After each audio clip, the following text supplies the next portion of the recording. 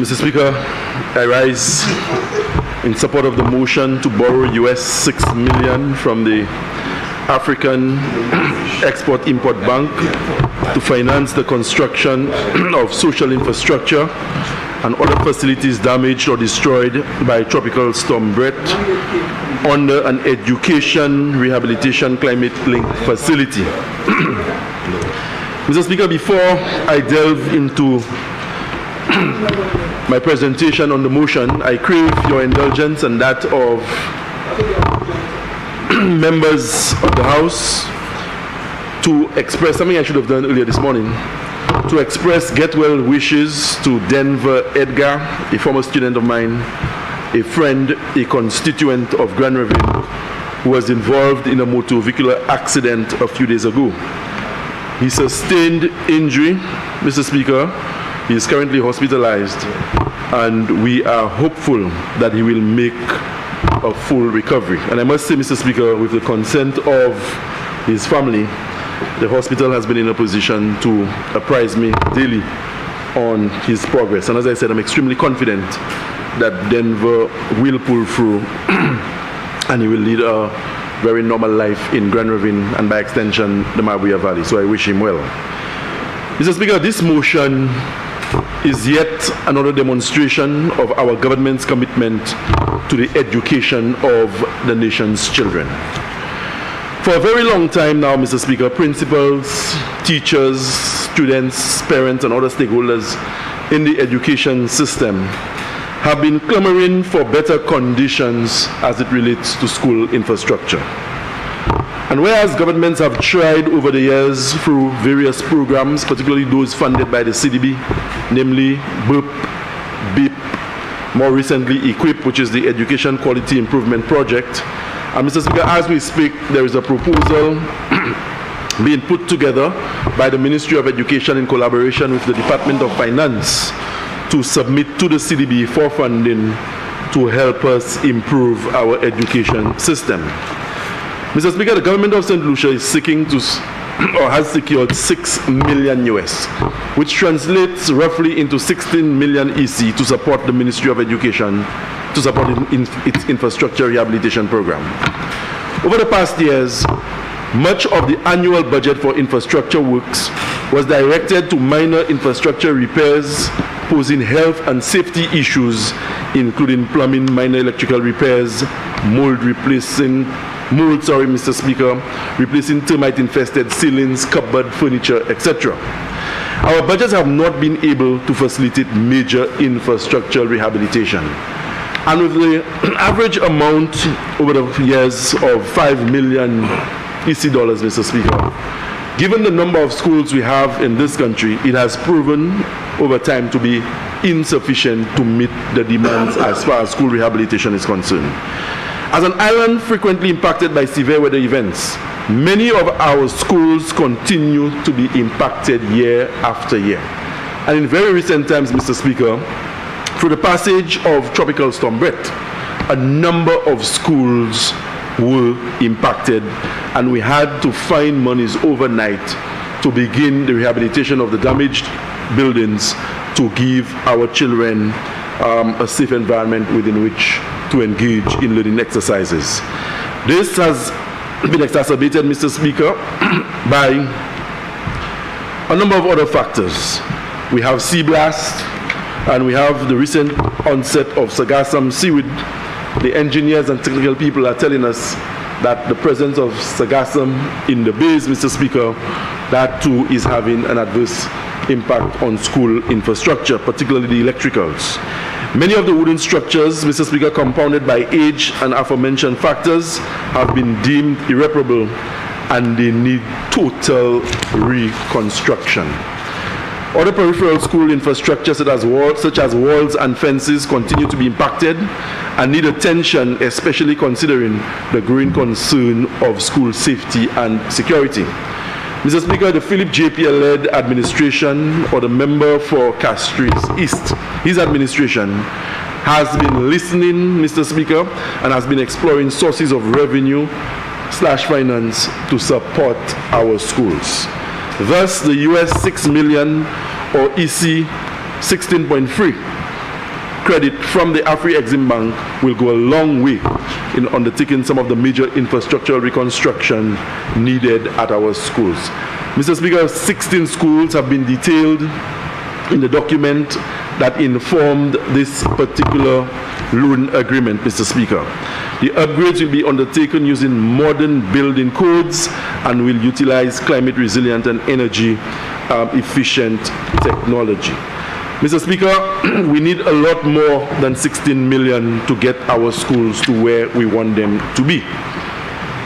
But in the context of what I have said and the presentation made by the Prime Minister in his preamble, Mr. Speaker, this amount will go a very, very long way in ameliorating the conditions at some of the schools that I will mention in a short while. We have more than 100 schools in this country. I have visited, Mr. Speaker, all but 7 schools ever since I became the Minister of Education. And I can tell you every single one of the 100+ schools, including early childhood centers, needs some form of work, some form of repair. But Mr. Speaker, we have decided in the context of what is available to look at the more critical ones, Mr. Speaker, those where we cannot afford to continue for much longer before an intervention was made. And the schools that were selected, Mr. Speaker, were not selected because of where in the country they happen to be. But the plant and equipment unit within the Ministry of Education, they were very deliberate and very objective in singling out some of the schools that they believe have the worst conditions and are in need of most repair. Mr. Speaker, let me just mention a few of those schools. And I start with the Entry-Bow Secondary School. The Entry-Bow Secondary School, Mr. Speaker, was constructed in 1972, long before I was even born, Mr. Speaker. And the Entry-Bow Secondary School was one of several junior secondary schools constructed in St. Lucia at the time. And from 1972 to today, Mr. Speaker, every one of the junior secondary schools as we knew them, Meacood, Denry Junior Secondary, Corinth, it used to be Viewfort Junior Secondary at one time, Entry-Bow, etc., every single one has been upgraded, Mr. Speaker, to a full-fledged senior secondary school. And with that upgrade came significant investments in the infrastructure at those schools. And to date, Mr. Speaker, the Entry-Bow Secondary School is the only secondary school where you still have remnants of the physical infrastructure that was first laid in 1972.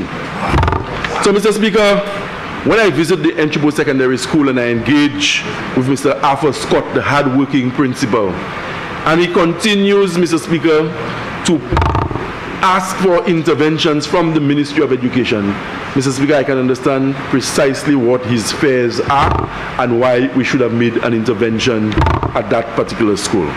Mr. Speaker, we will, at the Entry-Bow Secondary School, be knocking down an existing block which poses a threat to students as well as staff, given that the building, Mr. Speaker, has outlived its usefulness, having been constructed in 1972 and still serves a school with a population of almost 500 children.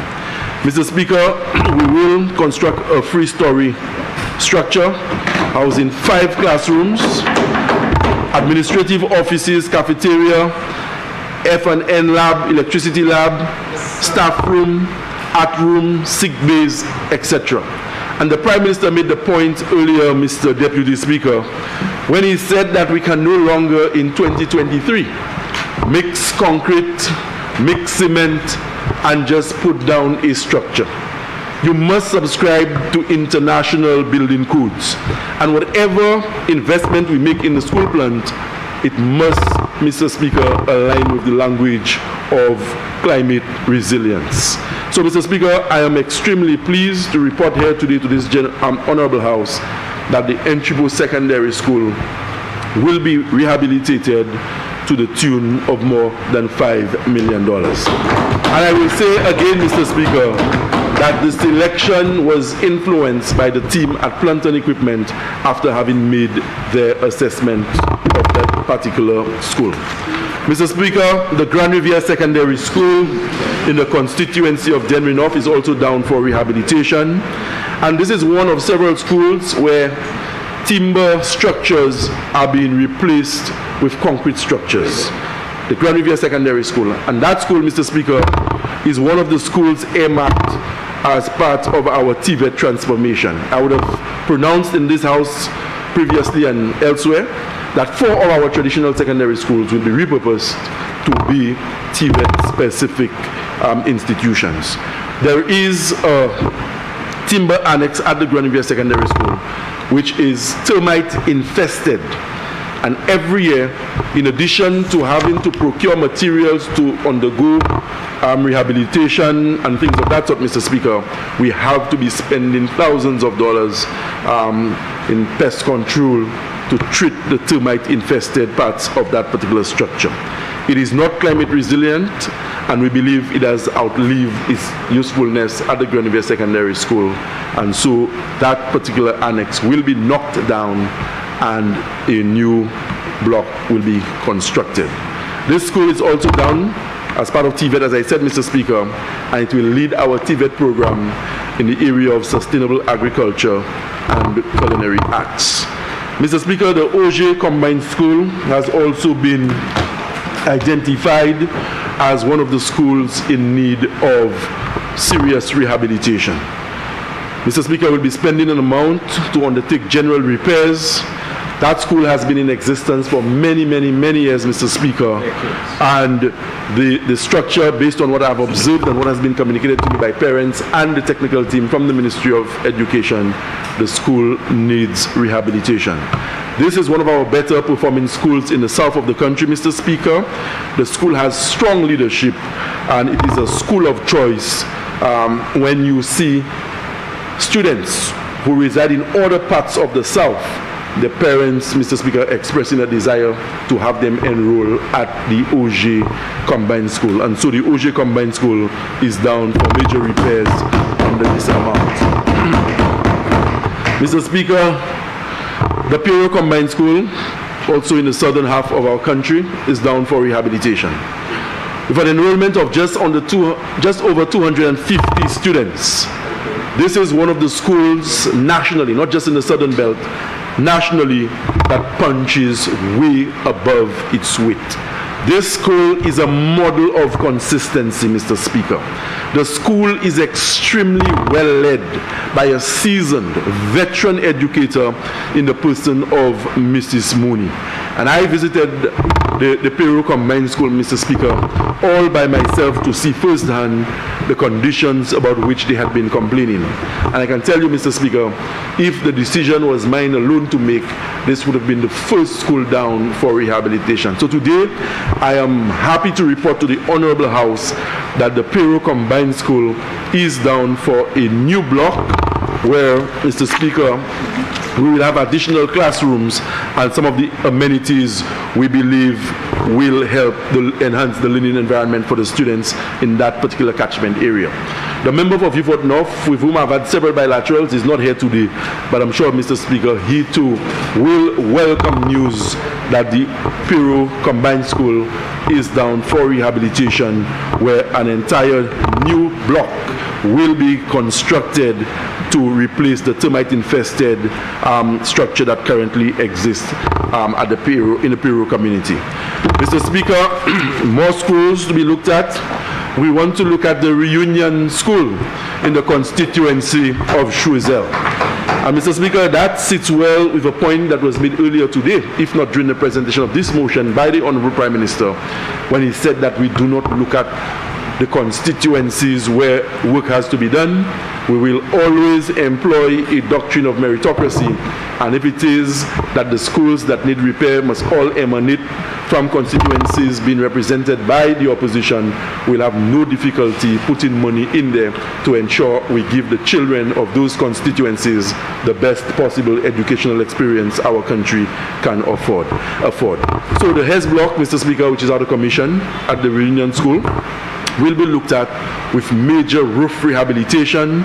We have to do a total overhauling, Mr. Speaker, of the electrical fixtures at that school, not to mention the plumbing issues and the other general matters of upkeep at the Reunion School. So the principal, the staff, the students, and I'm sure the parliamentary rep for Choiseul will all welcome news that from the AFRI-EXIM quantum of 16 million EC dollars being borrowed by the government, the students and people of Reunion Choiseul will benefit like their counterparts in other parts of the country where that money will be impacting. Mr. Speaker, I move to the Plainview Combined. As I indicated, I will not be mentioning every single school, but I've pulled out some where I believe the situation is dire and the situation is in need of urgent attention. The Plainview Combined School in Viewfort is also down for some work, Mr. Speaker. 2 blocks to be replaced, but we can only undertake 1 at the moment. This is a very big school in the context of the numbers we see at our primary schools, with an enrollment of just over 470 students. This school has performed well historically, and Mr. Speaker, it continues to be a school of choice for parents in the South.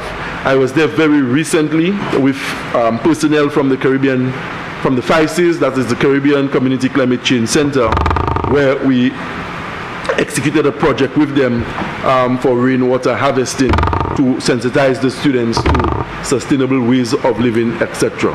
So when I saw for myself, Mr. Speaker, it really reinforced in my mind some of the reports that I had received and some of the complaints that had been put forward by the parliamentary rep as it relates to the condition of the Plainview Combined School in Viewfort. They have an issue with dust, Mr. Speaker, and as I said, the dilapidated wooden structure, etc. All of this will soon be a thing of the past when we inject well over $1 million for the construction of a new block at the Plainview Combined School. Mr. Speaker, the Viewfort Comprehensive Secondary School is a very special school on the national landscape. They are also down for major rehabilitation, and it is important that we give the Viewfort Comprehensive Secondary School all the support that we can, not just in terms of physical infrastructural upgrade, Mr. Speaker, but we have to support their programs. Very recently, our cabinet approved a recommendation from the Ministry of Education to have a second vice principal at the Viewfort Comprehensive Secondary School. Every secondary school in this country operates with a principal and a vice principal. But a case was made by the Ministry of Education to the Cabinet to give the Viewfort Comprehensive a second vice principal to share the administrative workload. And that has become necessary, Mr. Speaker, because this is the only secondary school in the country where, in addition to the CXC-CSEC program, they have taken on the CXC KIP, or what at one time we referred to as the A-level program. So, Mr. Speaker, we are fully aware of the efforts of the principal, Mrs. Peter, and her staff at the Viewfort Comprehensive. And as I said, they are down for major repairs, work to be done, Mr. Speaker, in the science lab, the roof, the science block, 6 classrooms have to be rehabilitated. We have to look at the water issue, the electrical issues at the school, and this is a place, Mr. Speaker, a campus, if you like, where on a daily basis you have in excess of 1,000 persons, students, faculty, and ancillary coming through the gates of the Viewfort Comprehensive School, so that it continues to be the flagship learning institution in the South. It is a big school, and soon from today I should be in a position to speak to the operationalization of the second vice principal who will be providing support to the existing leadership at the school. And very recently, Mr. Speaker, I noticed the Deputy Speaker has a smirk, Mr. Speaker, almost an expression of satisfaction at the pronouncements on Viewfort Comprehensive, he himself being a former student of that institution. We will not delve into his performances in and out of classroom, but Mr. Speaker, I think he has acquitted himself well and is proving to be a worthy ambassador of such a great school. In very recent times, Mr. Speaker, a few days ago, we would have been privy to the KIP results, or the CXC A-level equivalent. And you would have noticed that the Viewfort Comprehensive Secondary School registered more than impressive performances, not just when compared to their counterparts locally, but regionally. Mr. Speaker, regionally, in accounts, the Vieux-Fort Comprehensive Secondary School came first. Regionally, Mr. Speaker, in Entrepreneurship Unit 2, the Vieux-Fort Comprehensive Secondary School placed third. And I'm talking regionally, Mr. Speaker. Not just the Vieux-Fort Comprehensive being pit against the Entribo Secondary or the St. Joseph's Convent, but regionally, whether it's the Arima Comprehensive School in Trinidad or Kingston High in Jamaica, but across the length and breadth of this Caribbean, where hundreds of thousands of young persons would have taken the same exams, the students of Vieux-Fort have demonstrated once again that they are up to the mark and they can hold their own against the very best in this region. In the area of green energy and literatures, in English literature, Mr. Speaker, the Vieux-Fort Comprehensive was amongst the top 10 regionally, as was the case in tourism, green engineering, and those other programs areas. So Mr. Speaker, they are down for rehabilitation to complement the work that is doing, and a school like that will always get the full support of the minister and by extension the cabinet of ministers, so that they can continue to, as we say in the cabinet, press ahead and give their students a very good experience. Mr. Speaker, the last of the many schools that are down for rehabilitation, it would be remiss of me not to mention the Soufrière Comprehensive Secondary School, Mr. Speaker, for major works. As I said, I am only singling out a few schools. I do not have the time to go through the entire list of the schools that will be impacted, but I must mention the Soufrière Comprehensive Secondary School, led by Ms. Combi, a very young and enthusiastic principal, of course, and with the support and encouragement of a very passionate parliamentary representative. The Prime Minister has seen the need, Mr. Speaker, to make resources available to the Ministry of Education to help with the rehabilitation of the Soufrière Comprehensive Secondary School. Mr. Speaker, the roof at the Soufrière Comprehensive School needs a lot of work. There are sections of the Soufrière Comprehensive School where we have no windows. And I will take the opportunity, Mr. Speaker, to say not just to the students of the Soufrière Comprehensive, but the students, our secondary school students in particular, across the length and breadth of this country. Secondary school students are not toddlers. Secondary school students are not kindergarteners.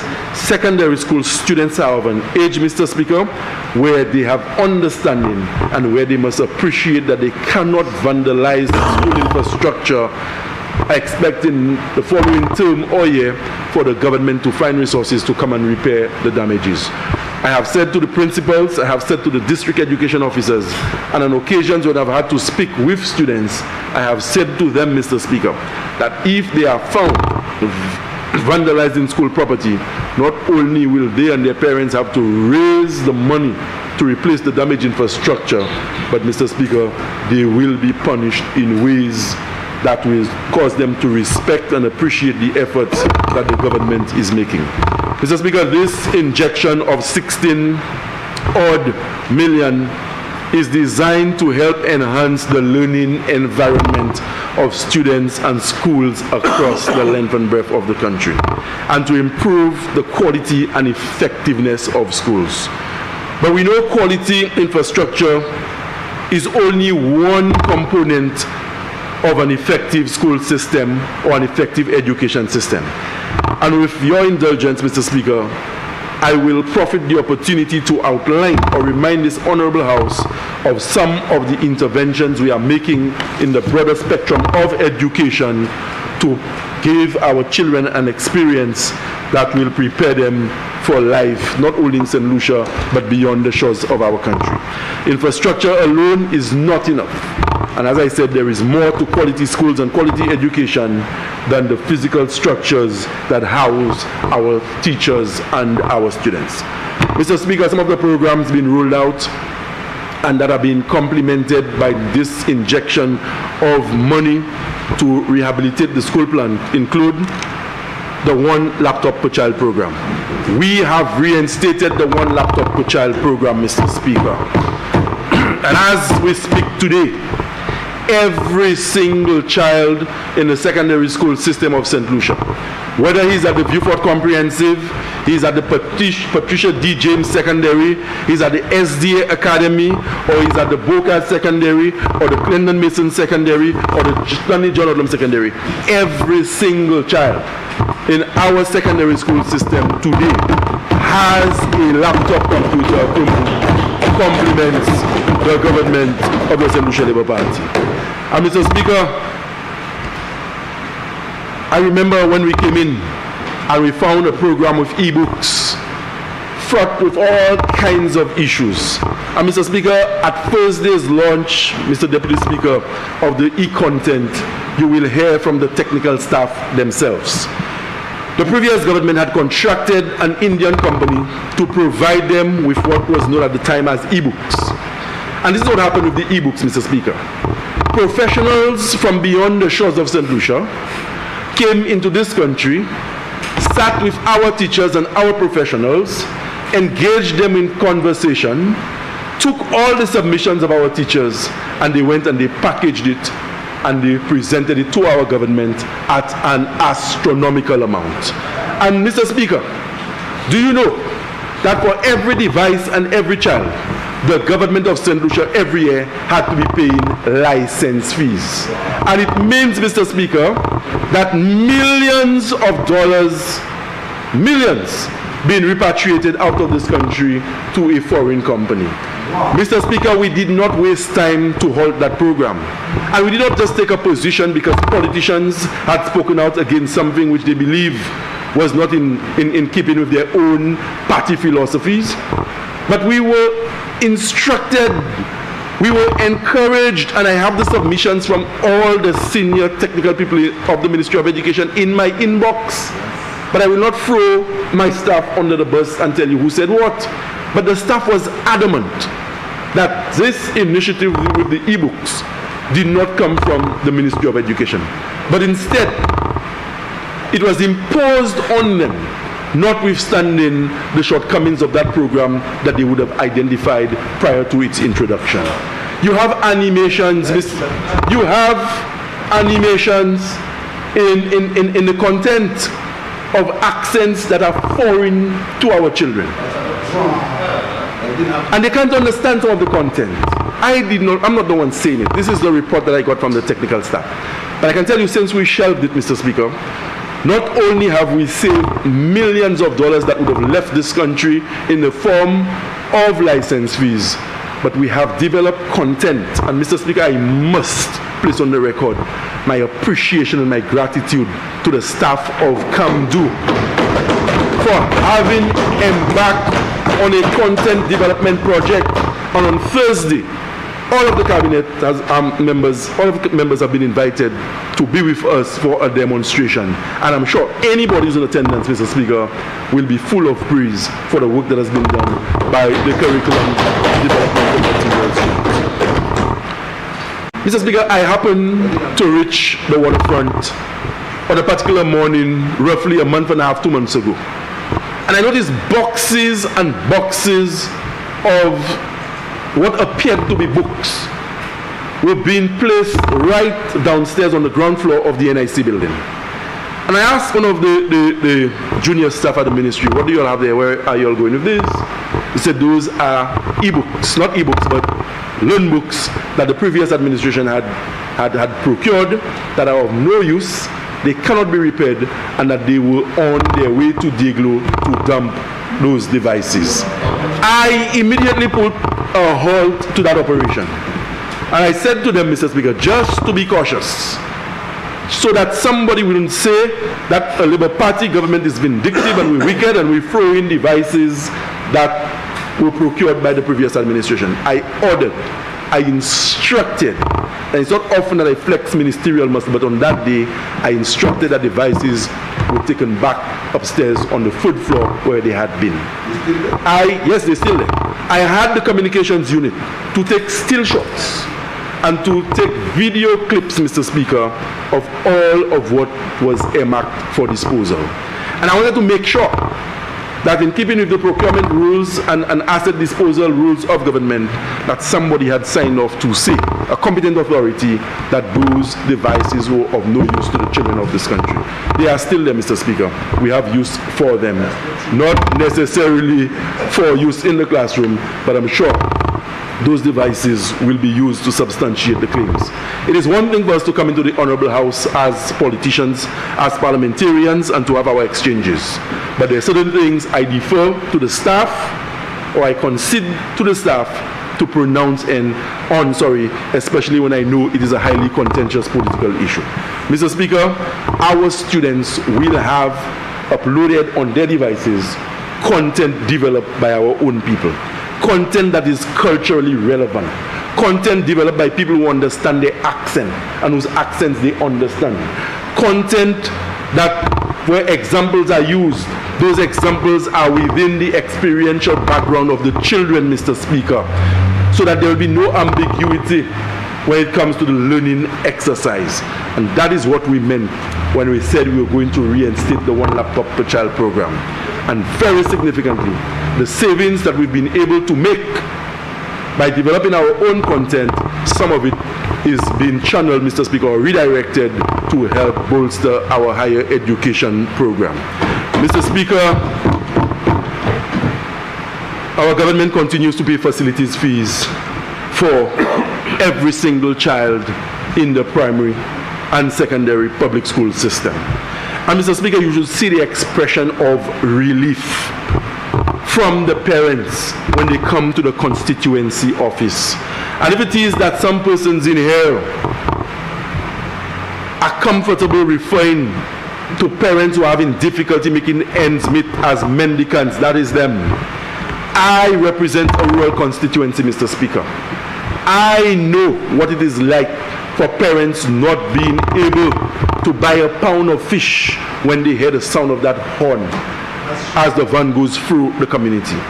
I know firsthand, Mr. Speaker, what it is like when you're not able to buy a loaf of bread to ensure that tomorrow morning at 5 and 6 o'clock you can wake up and give your children breakfast, Mr. Speaker. So that when the government takes a decision to waive facilities fees for these children, Mr. Speaker, I know what the dollar circulation can do, particularly in the rural pockets. So those who want to criticize can criticize it. But I can tell you this particular intervention by our administration has found favor, particularly with those persons whose circumstances in life are not, Mr. Speaker, as bright as they would want it to be.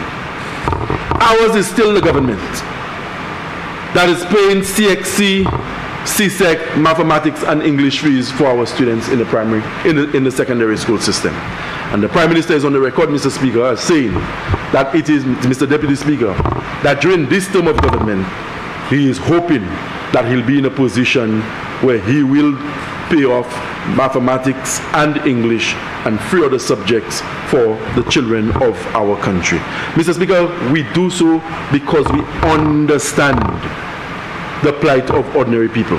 Mr. Speaker, we do so because we place a premium on education. Mr. Speaker, we do so because we are the genuine champions of poor people. We are not cosmetic as it relates to advancing the plight of poor people. And Mr. Speaker, again, we are reducing that financial burden on the parents who otherwise cannot do it for themselves. Mr. Speaker, there are scores, hundreds of parents, thousands of parents in this country. When you sit and you engage them in conversation, they will tell you about their own educational circumstances and how because their parents were poor, notwithstanding they had the ability, they could not have gone any further than just enrolling at school because it was mandatory. No premium, no value was placed on education at the level of the family and in some communities. And I've said here before that I remember as a child growing up attending the Larissos primary school in the Mabuya Valley. When officials from the Ministry of Education visited the Larissos school and the other schools that were in the Denrinoff area, there was this very unsavory label that was ascribed to the schools. Schools within the banana belt. And once you heard that the school was from the banana belt, you expected nothing good to come out of it in terms of academic performance. But today, Mr. Speaker, we have children from the Denri Basin who are in the top 10 of the CPEA, which we knew as common entrance. We have come a long way, but education is a continuum. It is a journey that never ends. And so at every step of that journey, with the support of the Prime Minister, Mr. Speaker, the Ministry of Education will continue to discharge its duties and responsibilities to the families and children of our country. Mr. Speaker, we understand that in order for students to thrive, that the physical environment must be conducive, and we've spoken about that here today. The Prime Minister, in presenting the motion, did so. Likewise, my colleague from Castries Southeast, and I touched on it briefly.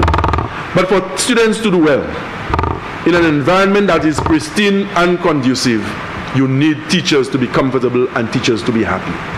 Mr. Speaker, I have said to teachers before that we entered teaching at a time when it was a vocation, and it is still a vocation. A vocation is something you undertake, you join, you become a part of, where money is not the main consideration for becoming a part of it. But there's a conviction and there's a calling that you have that would influence you to be part of that movement. And teaching, Mr. Speaker, is a vocation. I taught for more than a decade at both the primary and secondary levels. And I can tell you, Mr. Speaker, a teacher's role is more than just imparting content and facilitating learning and lesson delivery in a classroom. Today's teacher, in addition to being the traditional teacher, you must be a counselor. You must be a parent. You must provide spiritual guidance. And there's so much more you've been called upon to do, particularly as the challenges in society evolve, so too must the role of the teachers. And what have we done, Mr. Speaker, as a token of appreciation to the teachers of this country?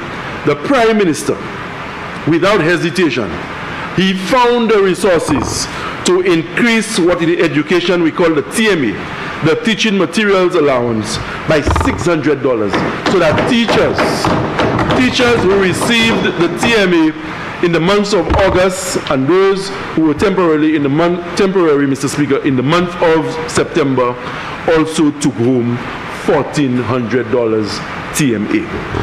I've said it before and I will repeat here today, Mr. Speaker.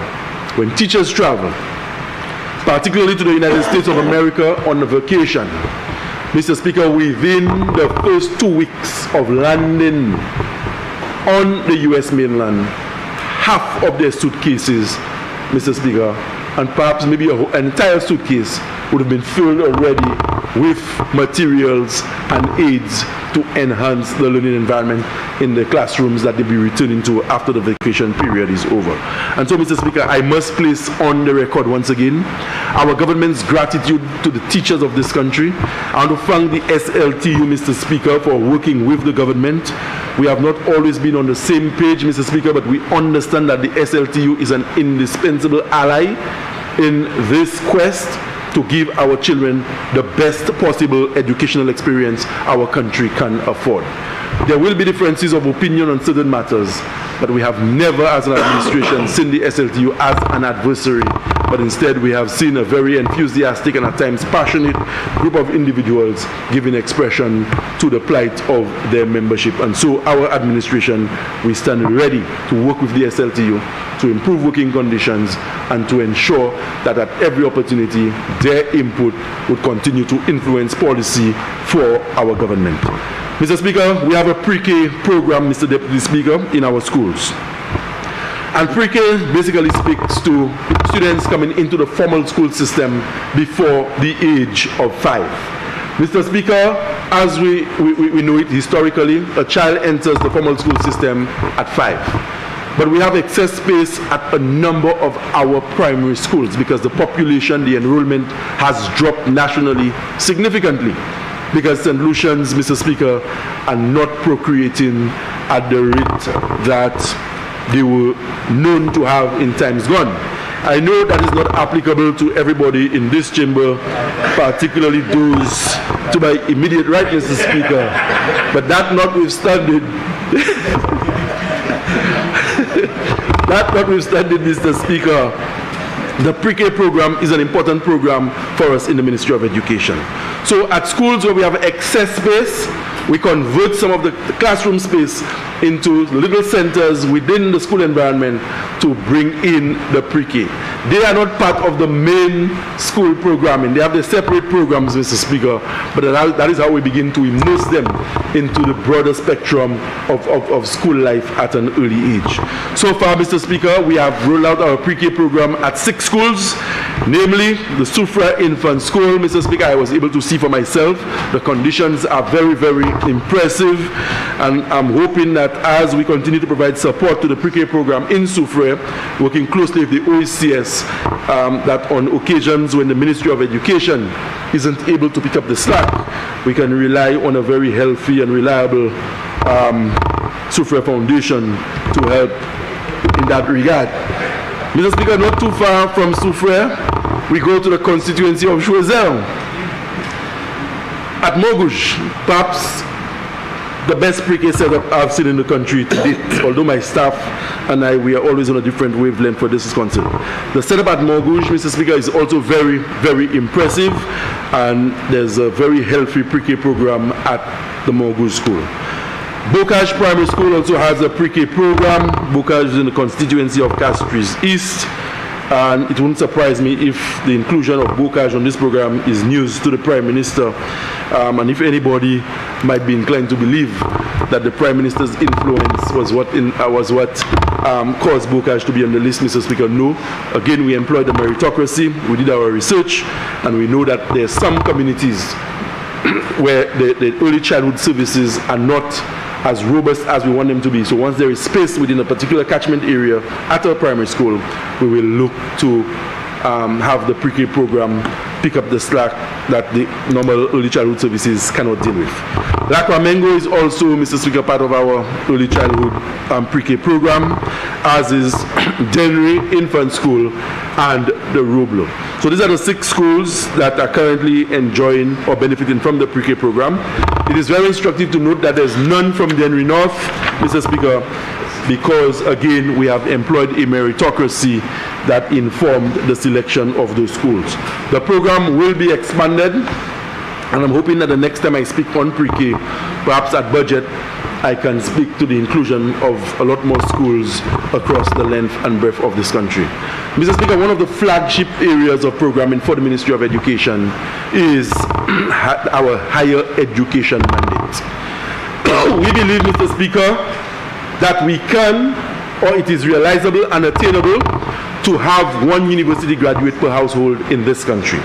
And we have spent no effort, Mr. Speaker, to go out there in a very aggressive way to source the scholarship and the higher educational opportunities for young St. Lucians. Mr. Speaker, very recently, for the first time this administration, we rolled out a program known as the UniPass. And the UniPass is a program that was specifically designed for St. Lucians who want to access university. The government, Mr. Speaker, and I must thank the Honorable Prime Minister, who is the chief custodian of the public purse, for making $500,000 available for the UniPass, where average young St. Lucians who have started programs, but somewhere along the way, they have found themselves, Mr. Speaker, in difficulties that they cannot get out of. The government is saying to them through the UniPass, we have a facility where we can give a grant, the maximum of which is $10,000, to help them complete programs. In some cases, some of them just need the start, Mr. Speaker. They also qualify. We have entered into several programs with Monroe College as a country.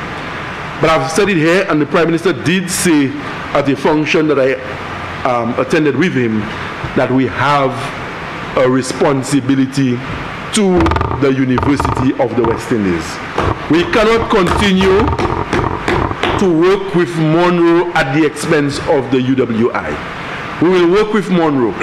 We will explore every opportunity to work collaboratively with Monroe College, but it should never be at the expense or to the detriment of the University of the West Indies. And Mr. Speaker, I have no difficulty placing on the record that our government, we have a responsibility to UWI, University of the West Indies. Mr. Speaker, we have rolled out the first generation scholarship program. First generation. You have to be the first from your family to enroll at university. Too many young St. Lucians, Mr. Speaker, have become victims of the society because of their socio-economic background. Too many young St. Lucians demonstrated from kindergarten up to grade 6 that they were the best in the class. They demonstrated at the common entrance exam, now the CPE, that they were the best in the class. They transitioned to some of the best secondary schools. From Form 1 to Form 5, they demonstrated that they were still the best. But once they had exited the doors of that secondary school, their parents had no land, there was no property to mortgage, there was nothing to help secure loans for higher education, and some of them had to languish. And they had to sit by and watch people whom they had dominated from kindergarten all the way to post-secondary. They had to sit by and watch those persons excel because their socio-economic circumstances allowed them to secure monies at banks at rates that their parents could have afforded to become the professionals they wanted to be. Our government has taken a decisive step to correct that wrong. So today, Mr. Speaker, when you go to Monroe College, where we have 100 first-generation students being financed by the government in collaboration with Monroe College, I invite you to do your background check. What parts of the country are they from? What is the story of their families and their parents? And today, Mr. Speaker, they can take their rightful places at university and dream and live that dream of becoming the professionals that they want to be. Mr. Speaker, in addition to the first generation scholarship program, we have another scholarship program with Monroe College, which we inherited when we came in, where Monroe College was providing 17 scholarships to young St. Lucians. 3 full scholarships and 14 partial scholarships. Mr. Speaker, because we have been able to roll out so many programs and we've had that conversation with the nation as it relates to higher education, the young people of St. Lucia are coming forward in droves, Mr. Speaker, to want to access. For the 17 scholarships that are on offer to begin in the month of January, for the 17, Mr. Speaker, to date we have received in excess of 134 applications. Mr. Speaker, and the hardest part of this for me... You have 15 minutes left. Thank you, Mr. Deputy Speaker. And Mr. Speaker, what is most disconcerting about all of this is when you have 130 applicants, and I'm certain that out of the 130 applicants, a good 115 or more, they qualify and they meet the entry requirements, but we can only facilitate 17. But Mr. Speaker, the Minister of Finance, I know given the passion that he has for education, I'm sure in the ensuing budget, will again let his creativity come to the fore and devise a mechanism that will cause us to increase the number of St. Lucians whom we are facilitating. Mr. Speaker, we have had increased numbers going to Taiwan. We have seen an increase in the number of students going to Hungary on scholarship. And Mr. Speaker, very recently, a cohort left for Morocco.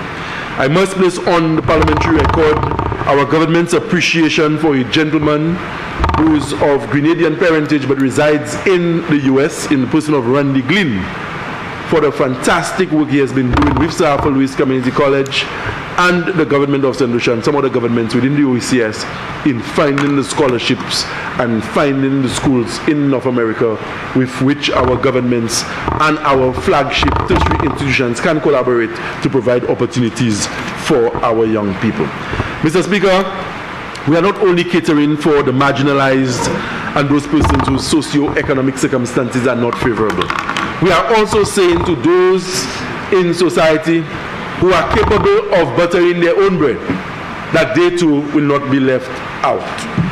Our government, this Prime Minister and Minister of Finance, has made an arrangement with the St. Lucia Development Bank to secure, Mr. Speaker, 10 million EC dollars as a credit facility for St. Lucians who want to pay their way to university. So, Mr. Speaker, this is just a snippet of what is happening in education. We will continue to roll out those programs. I do not want to make pronouncements in terms of what is coming in the ensuing year.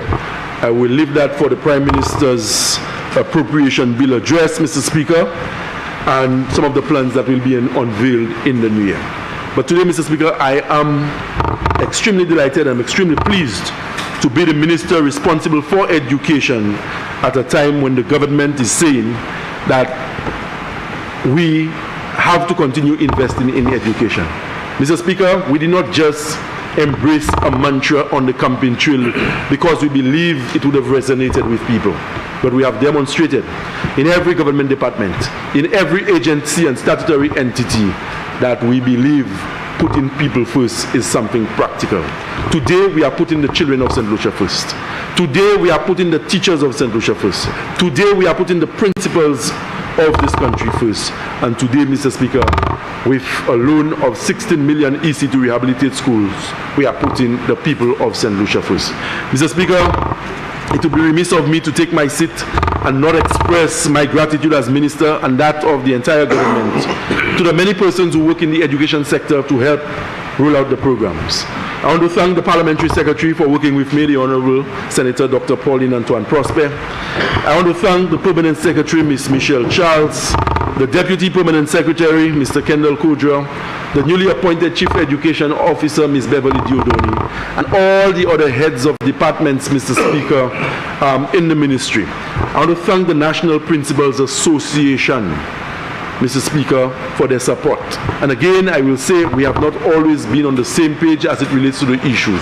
But the one thing I can assure you is that when we have our exchanges, the enthusiasm and the passion that informs the discussion is one that is born out of concern for the children of St. Lucia. I believe, Mr. Speaker, that we still as a country, we continue to be a rich repository of academic talent. That has been proven for decades, not just locally and regionally, but St. Lucia has put some of the best men and women, best international professionals out there for the benefit of mankind. I know we can continue, Mr. Speaker, and we have to invest in our children to ensure that, as I said, we do not prepare them for life only in St. Lucia, but so that they can become global citizens, taking their rightful places in whatever part of the globe they decide to reside. So, Mr. Speaker, je remercie le Premier ministre et puis ministre qui a responsabilité pour finances, pour qu'à mettre l'argent devant. Ça c'est à peu près 16 millions de dollars qui est en école ministre éducation fait travail dans les plusieurs écoles qui ont des conditions qui pas tellement bon comme maille et puis teacher ça fait affaire yo que c'est maille là ça apprendre. Nous avons aussi dit dans nous avons fait l'école neuf en temps aujourd'hui nous passons à bâtir l'école ça en même manière nous avons bâti en temps qui passé parce que actuellement nous pour dire les conseil que climate change qu'on a hurricane qui est plus fort et que nous pour voir que c'est l'école là qu'on bâti même si hurricane vient et mauvais temps vient il pas qu'à dommager c'est l'école ça quand l'école t'est tapé dommagé en temps qui passé. Mr. Speaker, we will ensure quality workmanship in the construction period. It will not be a case where we will just hand contracts to people. Contractors will not be selected based on political affiliation, but instead contractors will be people who have proven over time that they have the requisite skills and experience to undertake the projects in the various magnitudes that will inform how we move forward. So, Mr. Speaker, once again I want to thank the Honourable Prime Minister and the Minister for Finance for making the resources available, and I can give him the most solemn of assurances that under my stewardship and leadership, the Ministry of Education will endeavor to make the best use of that money, thereby enhancing the learning environment for children whose dreams and aspiration we are committed to facilitating whilst we hold the reins of government. Thank you, Mr. Speaker.